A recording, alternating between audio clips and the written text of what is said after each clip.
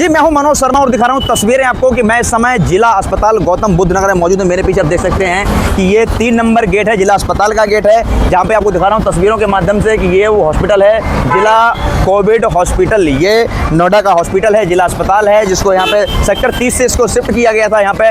अब यहाँ पे जो हॉस्पिटल है वो यहाँ पे चलाया जा रहा है। आपको बता दूं मैं तस्वीरों के माध्यम से जरा मैं लेके चलता हूँ कुछ आगे की तस्वीरों के लिए आपको, कि लगातार मैं आपको पहले भी दिखा चुका हूँ कि 1 साल से मैं इस अस्पताल की सारी जो कमियां हैं, जो खूबियां हैं, मैं आपको लगातार दिखाता जा रहा हूं, लेकिन उस पर किसी भी ना तो अधिकारी की नज़र पड़ी है, ना ही चाहे स्वास्थ्य मंत्री के यहाँ कई बार दौरे हो चुके हैं, ना उनकी नज़र पड़ी है। वर्तमान में यहाँ पे जो CMS रही हैं उनका भी कोई यहाँ पे ना तो इनकी नज़र पड़ी है। आपको दिखा दूँ तस्वीरों के माध्यम से, चाहे हम बाथरूम की बात करें, चाहे हम यहाँ पे सफाई की बात करें, ना हम किसी की बात करें, चाहे हम सिक्योरिटी की बात करें, सुरक्षा की बात करें, हर तरह से लेके इस अस्पताल की मैं लगातार आपको खबरें दिखाता रहा हूँ, लेकिन किसी तरीके से लेके इसको आगे किसी पे हाईलाइट नहीं किया गया है, ना इस मुद्दे को उठाया गया। और आगे लेके चलता हूँ तस्वीरों के माध्यम से कि ये रस्सी देख सकते हैं आप, चाहे वो पार्किंग का मुद्दा हो, ये रस्सी यहाँ बांध दी गई है। यहाँ पे आप देख सकते हैं, यहाँ पे अगर कोई रस्सी है तो यहाँ बांधने का रस्सी का क्या एक महत्व है, क्या ऑथराइज है। ये रस्सी बराबर मैं 1 साल से लगातार दिखा रहा हूँ आपको कि रस्सियाँ आखिर क्यों बांधी जाती हैं, इसकी क्या वजह है। बगल में आप देख सकते हैं मेरे पीछे कि और आगे कि ये जो आप देख सकते हो पीछे की यहाँ पे, या मुझे दिखता है कि या तो हॉस्पिटल प्रशासन, ये लगातार मैं आपको 5 महीने से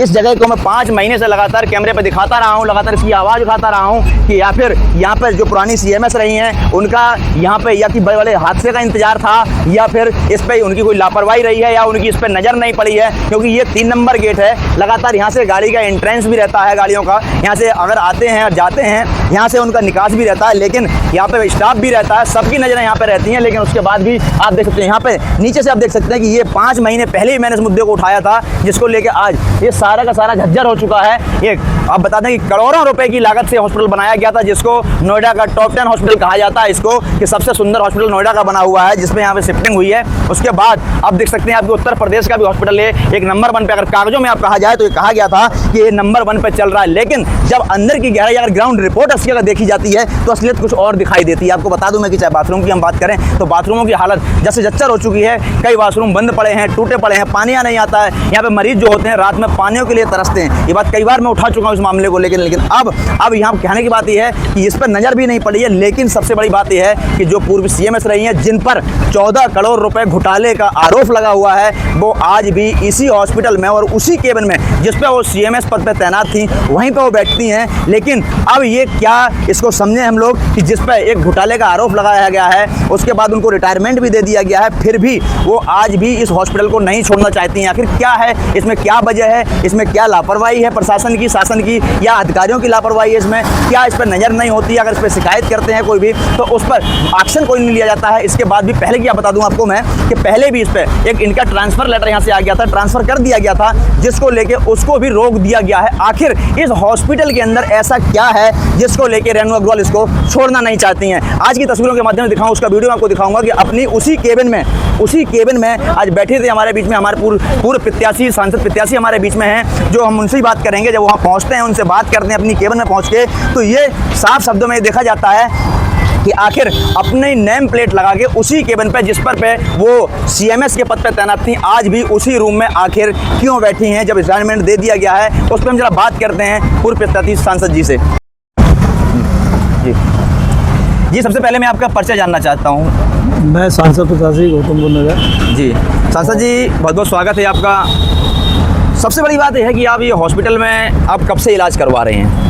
मैं तकरीबन 2 साल से इस हॉस्पिटल में आ रहा हूँ जी, और यहाँ की व्यवस्थाएं देख रहा हूँ, और इनकी शिकायत भी मैंने करी है जी, और बाकायदा लेटर लगा के करी है। मैं आज के मुद्दे पे आ जाता हूँ कि आज आप हॉस्पिटल में आए हैं, किस पर्पज़ से आए हैं, क्या आपका आने का क्या रीज़न रहा आज हॉस्पिटल में पहुँचे हैं आप, जो आपकी हमसे मुलाकात हो चुकी है? मेरे 2 रीज़न रहे हैं। एक तो ने जो CMO रिटायर हुई हैं और दोबारा पद में आई हैं जी, उनके बारे में जानना चाहा कि ऐसा क्या है कि ट्रांसफ़र के बाद भी, फिर वापस रिटायरमेंट के बाद भी आज उसी जगह पे वो बैठी हैं। थोड़ा जानने की इच्छा हुई मेरी।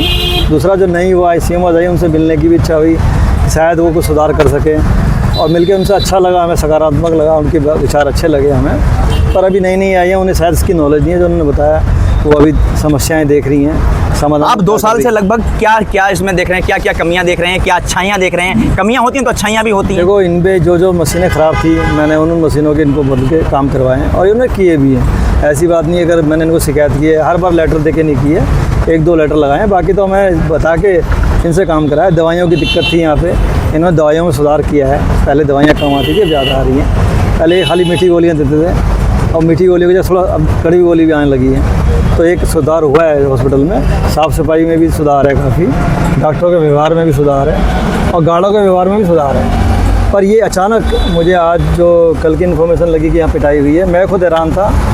रहा 200 रुपये का, ये तो मेरे सामने कई प्रकरण में हो चुके हैं। तो जो लाइन में लगे होते हैं वो कहता है भाई आगे लगना तो 200 रुपये दे के, ये मेरे साथ भी हुआ है। मेरे से खुद बोला गया था, पर मैं लाइन में लग के चुपचाप अपना, क्योंकि उसे मैंने परिचय नहीं दिया था मैं कौन हूँ जी। मैं अपना लाइन में लग के अपना कार्ड बनाया और अपना इलाज कराया। और ये स्थिति हर सब जगह ये बात 200 रुपये की नहीं है, बात है लड़ाई झगड़ा नहीं होना चाहिए था। बाथरूमों की समस्या, पानी की समस्या को बाथरूम की लेके समस्या, इमरजेंसी में मैं गया था, 2 बाथरूम में ताले मिले मुझे। जब ताले मिले तो मैंने गार्ड को बोला ताले खुलवाओ। तो गार्ड ने मैनेजर को बुलाया जो वहाँ का इंचार्ज है। उन्होंने बोला नोटियाल जी ये बाथरूम नहीं है। एक बाथरूम को उन्होंने स्टोर बनाया जो महिला का था, और जो जेंट्स बाथरूम था उसे डॉक्टर यूज़ कर रहे हैं, ये मुझे बताया गया है। उसमें ताले लगे हैं और वो अंदर से यूज़ हो रहे हैं, बाहर से यूज़ नहीं हो रहे। एक ये खबर मुझे मिली। मैंने कहा ठीक है, अगर आप ऐसा कर रहे हो तो आपको तुरंत इसमें लिखना चाहिए ये बाथरूम नहीं है, बंद है, और इसको स्टोर लिखना चाहिए। आपने बाथरूम लिखा हुआ है। जैसे कि एक आपसे बता दूं मैं कि एक पार्किंग का हम मुद्दा बात करें या फिर हम बात करें, जैसे आपको मैं बताऊंगा वीडियो के माध्यम से भी दिखाया मैंने आपको, तस्वीरों में आपको दिख रहा है आपको कि ये जो मामला है ये 5 महीने से लगातार मैं इसको उठा रहा हूँ, इस पर नज़र नहीं पड़ रही है। और इस समय या 5 महीने करो 6 महीने तो मुझे हो गए। कहने का मतलब ये है कि इसको ध्यान किसको देना चाहिए था? जो भी इसकी व्यवस्था देख रहा है हॉस्पिटल की, उसको देना चाहिए था। इनका ध्यान पार्किंग में है। मैंने पार्किंग में पहले भी बोला था कि 1 रुपये की पर्ची है, 10 रुपये की पार्किंग है। 5-5 बंदे गाड़ी में, स्कूटी में या बाइक में आते हैं, तो उनकी स्थिति क्या है कि 4 से 5 बंदे, 3 बंदे आ रहे हैं, किस स्थिति में वो आ रहे हैं इलाज कराने। अगर उनसे तुम 10 रुपये चार्ज ले रहे हो वो गलत है। और जो ये रस्सी की बात करिए पूरे हॉस्पिटल में लगी हुई है, इसके अंदर भी गाड़ियाँ घुस जाती, फिर भी स्कूटर फिर भी घुस जाते हैं। कोशिश इनकी यही है कि यहाँ पे हम गाड़ी ना ला पाएँ। सबसे बड़ा एक और आखिरी सवाल मैं आपसे जानना चाहता हूँ कि ये शायद मैं पहली बार भी देख रहा हूँ आज इस पत्रकारिता में कि किसी का रिटायरमेंट हो जाना, सस्पेंशन लेटर मिल जाना, उसको उसी में रोक देना, रिटायरमेंट के बाद जिस चेयर पर, जिस केबिन पर आज वही सुविधा रिटायरमेंट के बाद उसी हॉस्पिटल में दी जा रही है, जिन पर एक 14 करोड़ रुपए का आरोप लगा हुआ है घोटाले का। उस पर क्या कहना चाहेंगे आप राजनीति के माध्यम से?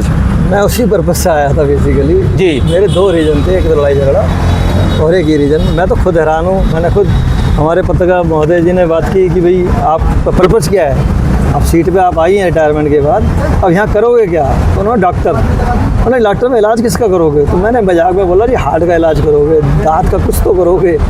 तो उन पर जवाब नहीं था, बस कहती है इलाज करूँगी। आप क्या इलाज करेंगे वो नहीं पता। तो ये थोड़ा हैरानी की बात है। लेकिन सबसे बड़ी बात ये है कि उस कुर्सी की लालच जो है, जिस पद पे वो उस कुर्सी पे सीएमएस बन के बैठी थी, आज भी उसी कुर्सी पर वो बैठी थी आपके सामने। जो हमारे पत्रकार, जो हमारे साथी थे, उनने उस कैप्चर किया अपने कैमरे में, उसको कैद किया, जिसको मैं दर्शाऊंगा आज उत्तर प्रदेश को दर्शाऊंगा कि आखिर उत्तर प्रदेश में ऐसा भी होता है। साफ मेरे तस्वीरों में देख सकते हैं आप कि मेरे पीछे राजनीति में क्या है, ये कहते कट्टर कहे जाने वाले और जो भी एक अन्याय और न्याय की लड़ाई लड़ने वाले, सच्चाई का साथ देने वाले, जो आज यहाँ पे हमारे बीच में पूर्व जो उम्मीदवार हैं सांसद के, लोकसभा के, आज हमारे बीच में पहुंचे यहाँ पे खास करके इसी जानकारी के लिए कि आखिर जो सीएमएस, पुरानी सीएमएस रेणु अग्रवाल जी हैं, आखिर वो उस कुर्सी को क्यों नहीं छोड़ना चाहती? आखिर उस कुर्सी में ऐसा क्या छिपा हुआ है, उसमें क्या ऐसा लालच है कि रिटायरमेंट अगर गवर्नमेंट ने उनको, उनकी सेवा समाप्त कर दी गई है कि आपका टाइम पूरा हो गया है, अब आप अपने घर पर आराम करिए, लेकिन उस कुर्सी को नहीं छोड़ना चाहते? आखिर किसमें क्या समझा जाए कि उस कुर्सी में ऐसा क्या छिपा हुआ है? देखते रहिए आप लाइव तस्वीरें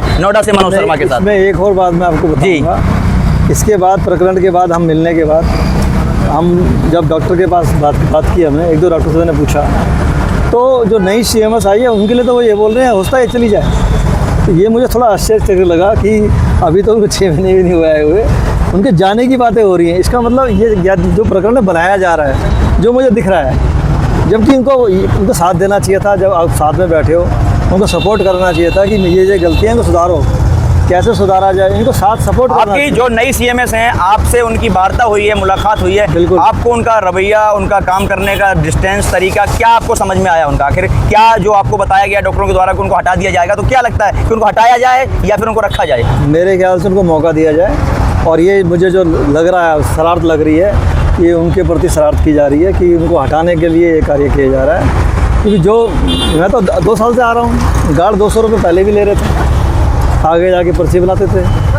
ये ऐसा मुद्दा तो कभी आया नहीं। अब ये मार पिटाई का मुद्दा कैसे आया? आज एक महिला भी 200 रुपये लेके उन्हीं के पास जब पहुंची तो उन्होंने उसको दंड दिया कि भैया ये क्या है, तुम इलाज कराने आओ या पैसे मारने आए, इतने पैसे हैं तुम्हारे पास। तो उनका जो व्यवहार मुझे अच्छा लगा, ये लगा कि उसको डांट रहे थे पेशेंट को भी, तुम पैसे क्यों दे रहे हो। तो यानी उनके पास ये खबर है ही नहीं कि ये पैसे लिए जाते हैं। तो ये पहले CMO मैडम के पास खबर है, क्योंकि ये कहीं बोल चुके हैं ये लोग, ऐसी दिक्कतें यहाँ हैं हॉस्पिटल में। पर यह मुद्दा अब क्यों उठ रहा है, मुझे भी खुद हैरान हूँ। 2 साल से तो मैं भी देख रहा हूँ, ऐसा मुद्दा था नहीं। हाँ, पार्किंग का मुद्दा मैंने पहले भी उठाया था। पार्किंग बाकायदा यहाँ बंद हुई थी, ठेका दिया जाता है। वो ठेका जाता किसके पास है? जब मैं ठेकेदार से पूछता हूँ तो वो CMO मैडम का नाम लेता है। तो ये भी मुद्दा है कि ठेके क्यों लिए जा रहे हैं और गवर्नमेंट ने किसने अधिकार दिया इनको ठेका लेने का, और क्यों लिए जा रहे हैं, उसका हिसाब किताब कैसे रखा जाता है। बिल्कुल आपके सामने साफ शब्दों में दिखाई दे रहा है आपको कि बड़ी खबर नोएडा से आपको बता दूं मैं कि लगातार इस मुद्दों को लेकर लगातार सांसद जी हमारे पूर्व जो प्रत्याशी हैं वो यहाँ पे लगातार आते रहे हैं, उस मामले को उठाते भी रहे हैं मुद्दे को लेकर, लेकिन अभी तक उसमें किसी ने संज्ञान नहीं ले पाया। क्योंकि अब भी उस बात को लेकर जब पहुँचे हैं, जब उनको ये जानकारी मिली है कि यहाँ पर पूर्व CMS कुर्सी पर उसी कुर्सी पर तैनात हैं, उसी रूम में तैनात हैं, तब जाके उस मुद्दे को उठाया। पुरानी CMS जो थी उनसे भी बातचीत की है, जो नई CMS हैं उनका दोनों का भेदभाव आपके कैमरे पर सामने कैद है, आप दोनों की बातों को सुन सकते हैं। उसके बाद जो भी इनका जो कहना है कि इस पर क्या होना चाहिए, मौका देना चाहिए, नहीं देना चाहिए, वो प्रशासन और शासन के हाथ में है कि आखिर आगे कार्रवाई किस तरीके से करनी है। जिस पर आरोप सिद्ध किया वो जांच का विषय है, उस पर हस्तक्षेप नहीं करती है मीडिया, लेकिन निष्पक्ष जांच करने के लिए इस बात को लेकर मैं भी रिक्वेस्ट करता हूँ कि किसी बात निर्दोष को फंसना नहीं चाहिए और किसी दोषी को माफ़ी चाहता हूँ कि किसी भी दोषी को फंसना नहीं चाहिए और निर्दोष है जो कोई उसे बचना नहीं चाहिए।